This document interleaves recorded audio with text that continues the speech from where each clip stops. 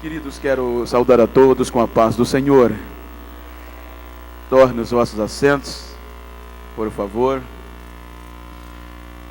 Quero agradecer a Deus pelo privilégio, pelo terceiro ano, fazer parte desse trabalho brioso, excepcional, sabendo de não ter merecimentos para tamanha honra. Agradeço ao pastor Sérgio Melchior por esta honra a mim concedida, à diretoria e a todos os que compõem este coeso ministério, a toda a diretoria de missões, pessoa do pastor Adriano, pastor Eli, pastor Robson. Quero citar o nome destes, por eles externar a minha gratidão a toda esta igreja. Que Deus recompense-os ricamente. Quero também saudar a todos os internautas, os que estão ouvindo através das ondas sonoras do rádio. Que Deus abençoe a todos os ouvintes. Queridos, eu quero ler um texto, haja vista que missões está voltada para um estímulo, para a motivação. Eu quero ler um texto para falar-lhes sobre impossibilitados. E para isso eu quero ler em Juízes, capítulo 16.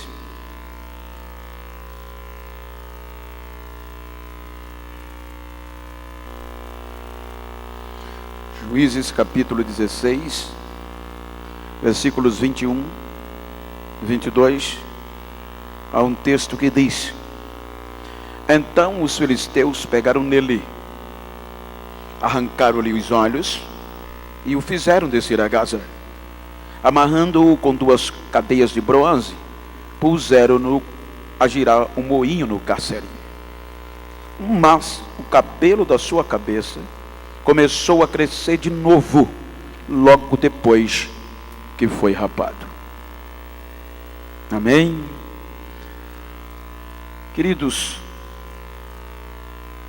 a ver o texto, nós percebemos e folheamos a Bíblia Sagrada, um projeto. Nós sabemos que este projeto nasceu no coração de Deus, pois desde a deterioração da família, no livro do Gênesis, que Deus persistiu em divulgar o seu amor. E quando nós começamos a folhear as gerações de Adão, até o dilúvio, e depois do dilúvio um pouco mais, a Bíblia nos mostra que Deus, mais uma vez, se preocupa e investe na família. Quando nós chegamos no capítulo 12 do Gênesis, a Bíblia diz que Deus faz uma proposta inusitada a um homem chamado Abrão. Esta chamada, para nós outros, é simples e fácil falar, mas na época não era tão fácil assim. Haja vista que Abrão estava vivendo em uma terra idólatra, vivendo em um contexto sem acesso a Deus, e não era comum ouvir o que ele ouviu. A chamada de Deus, portanto inusitada, despertou em Abrão, porque Deus lhe motivou pela sua necessidade. E nesta necessidade, Deus, através deste Abrão, estava proposto a primeira visão missionária no contexto transcultural. Os irmãos vão de perceber que Deus chama-o para uma outra terra que ele não conhecia. A Bíblia nos mostra que esta chamada estava dentro da ordem de Melquisedeque, aonde não tinha genealogia. Melquisedeque não tinha passado. Então era uma chamada por escolha, não passava de pai para filho. Então Abrão é chamado para esta obra missionária em um contexto transcultural. A Bíblia nos mostra que aqui nasce um maior projeto missionário na visão do Antigo Testamento, visando o Novo. Haja vista que o teólogo Agostinho mostra que o Antigo Testamento evidencia o Novo. Então aqui Deus já estava visando um futuro bem distante. Quando nós observamos a chamada de Abrão, quando ele larga, ele aceita a proposta. Os irmãos vão de vir comigo que Abrão teve intimidade com Deus. A Bíblia diz que era constante Abrão levantar altar para oferecer sacrifício a Deus, sem perder a visão desta proposta. Nós percebemos que com este projeto em desenvolvimento, a Bíblia diz que parece uma nova geração através de Isaac. A proposta de Deus a Abraão estava em crescimento. Os irmãos hão de convir que a experiência da nova geração, Isaac, já não era a mesma como a do passado Abraão. Por quê? Porque a Bíblia diz que Abraão tinha intimidade assídua com Deus, mas a Isaac você percebe pouco relacionamento.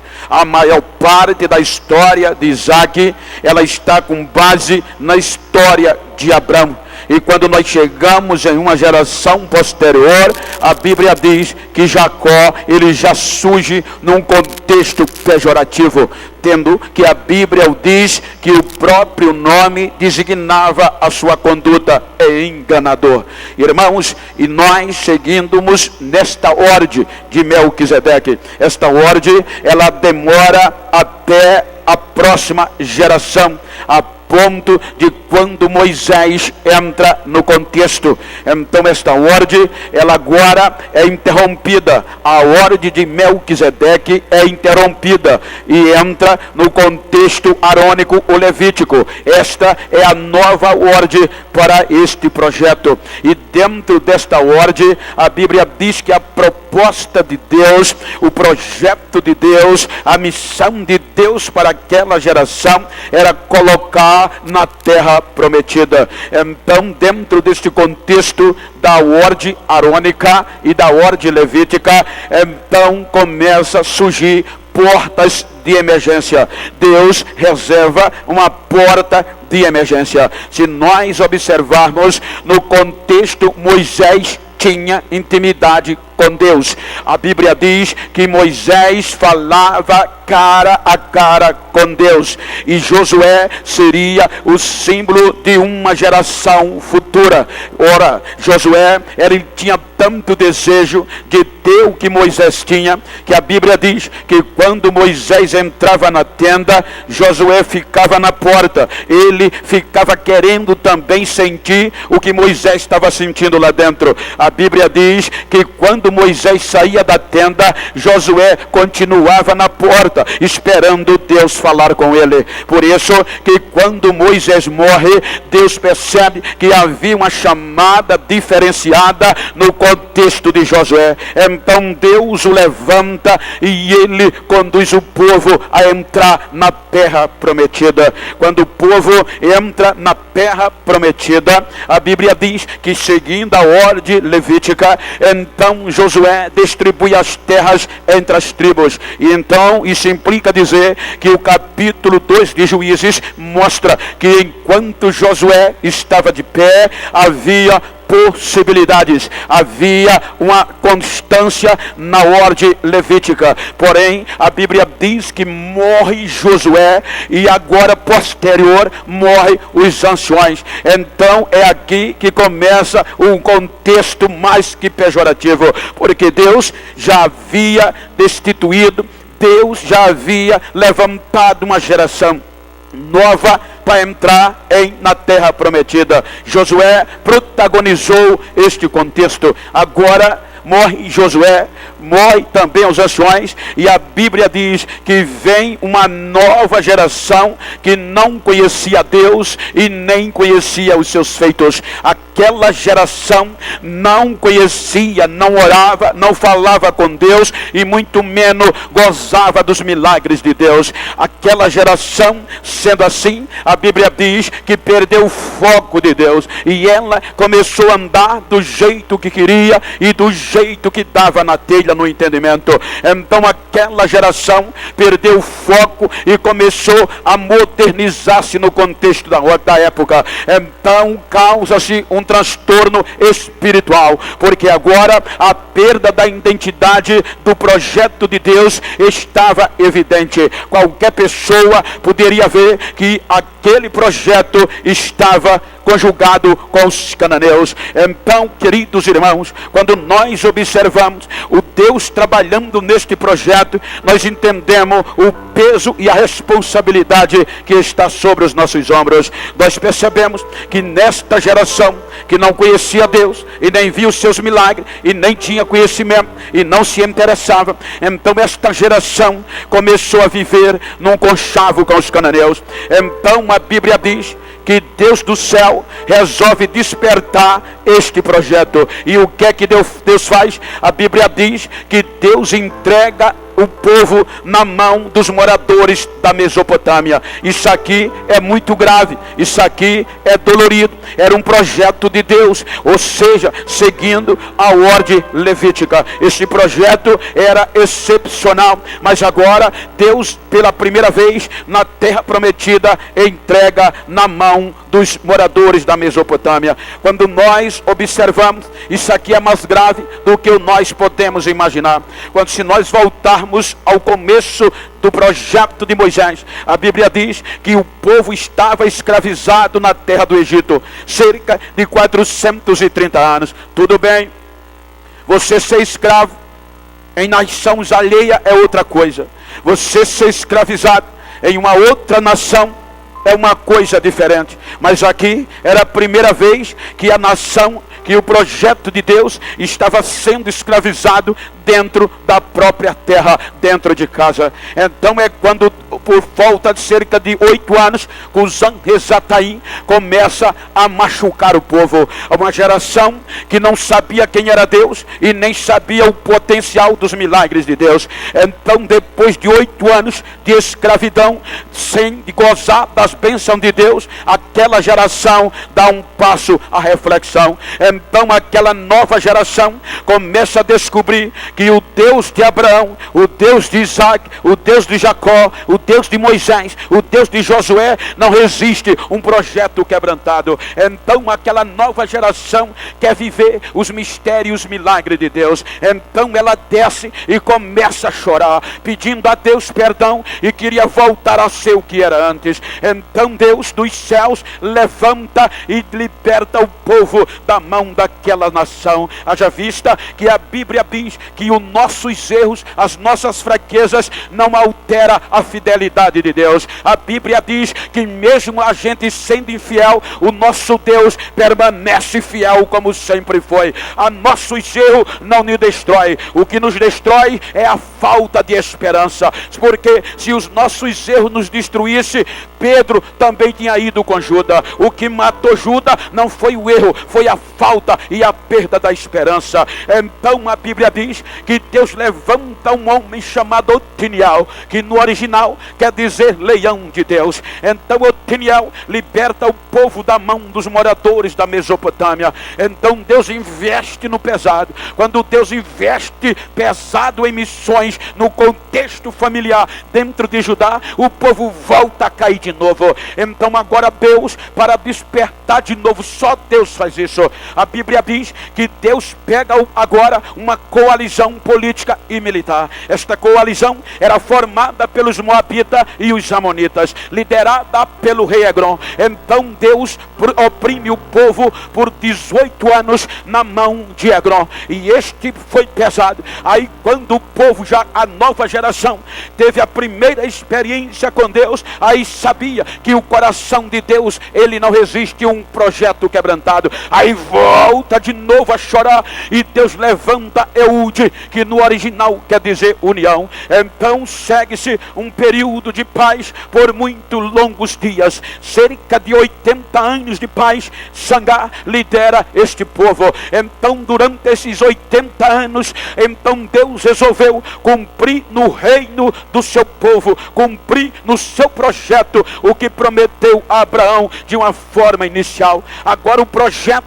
começa a viver as riquezas da terra. Agora esse projeto começa a ter as facilidades de Deus, o campo bem produtivo, as coisas cada dia acrescendo e a facilidade aparecendo. Havia um contexto na geografia que estas aldeias na terra prometida, ela era bem satisfatória. Por quê? Porque ela tinha uma via que cruzava toda a aldeia de Israel, e agora esta via fazia com que as riquezas entrassem nas aldeias. Diz a história que os grandes mercadores de pedras preciosas, pedras como ouro, prata e diamantes, eles saíam de Havilá para negociar estas pedras. Quando chegava nas aldeias de Israel, deixavam estas pedras e trocava por sal do Mar Morto. Olha o que é que Deus faz pelo seu projeto. Os caravaneiros deixavam ouro, deixavam prata, trocando por sal. Só Deus pode fazer essa coisa quando quer abençoar um crente. Por isso que o profeta diz que ele é o dono do ouro e da prata. Não tem projeto falido para Deus.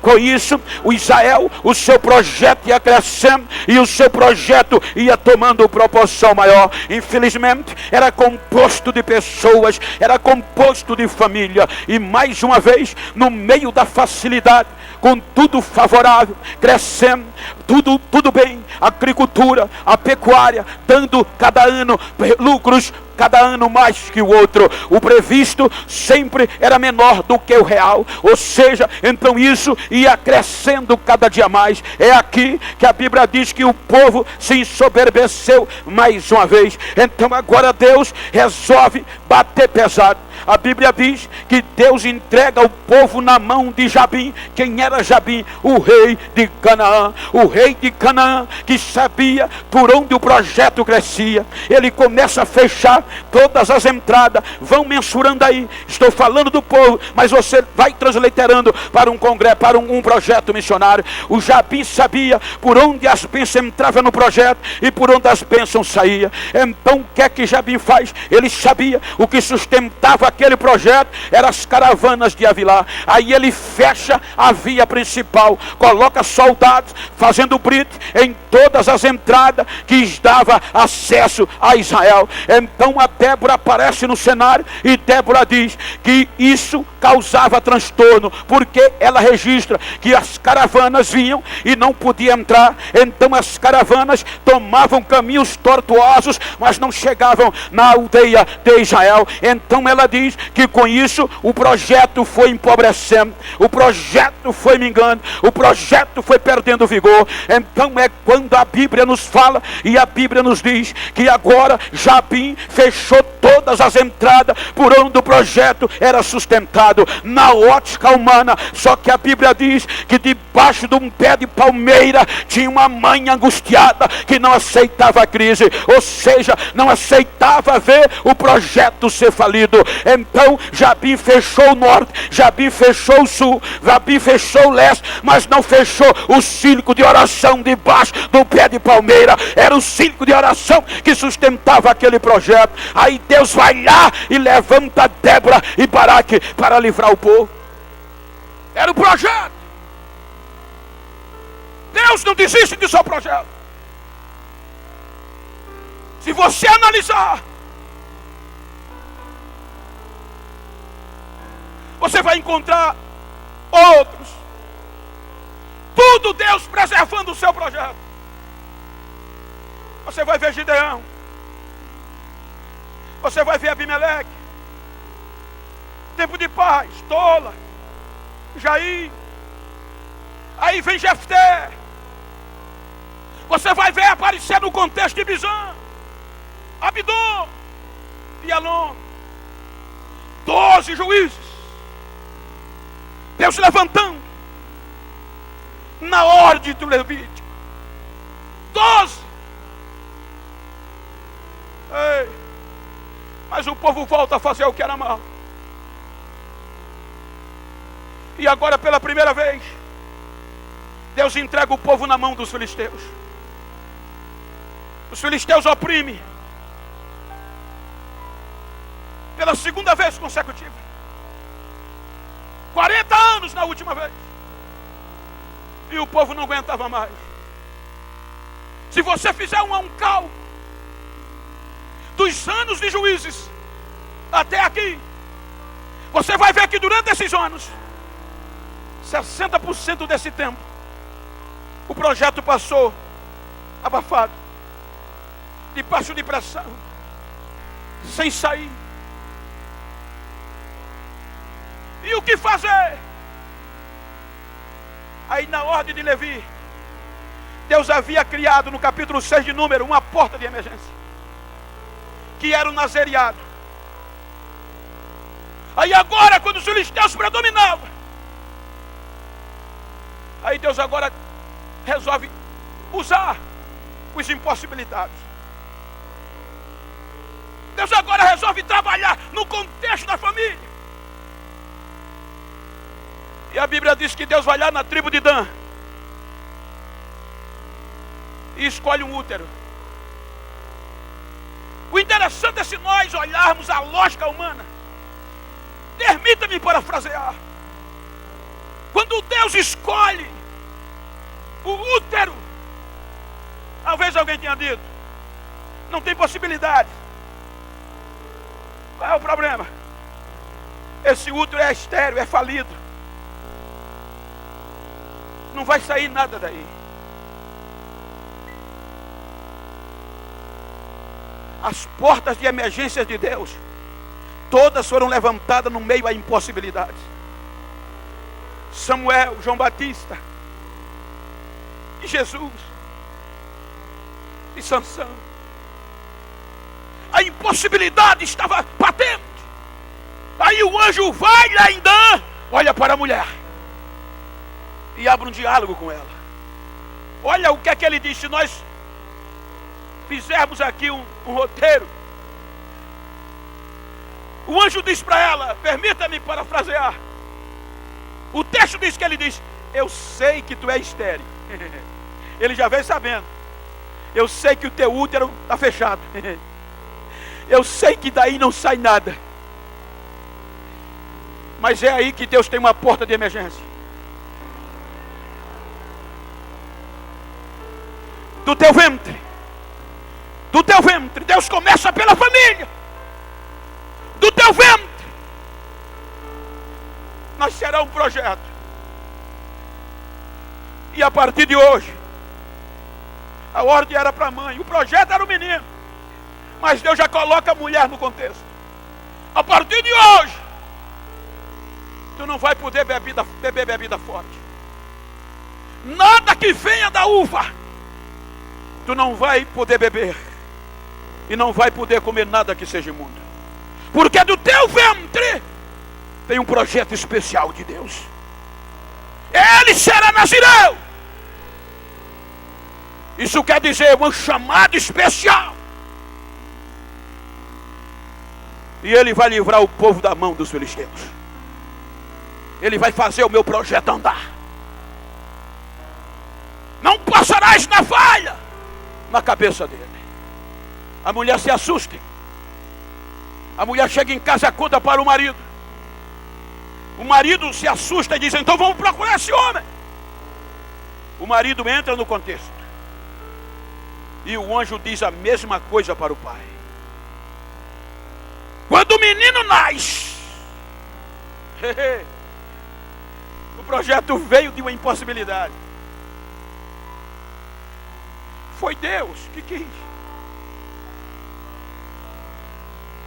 A ordem menor, na hierarquia humana, diz que a ordem maior cessa a menor. Manda quem pode, obedece quem tem juízo. Agora ameaça o menino, e a Bíblia diz que o menino vai crescendo. O interessante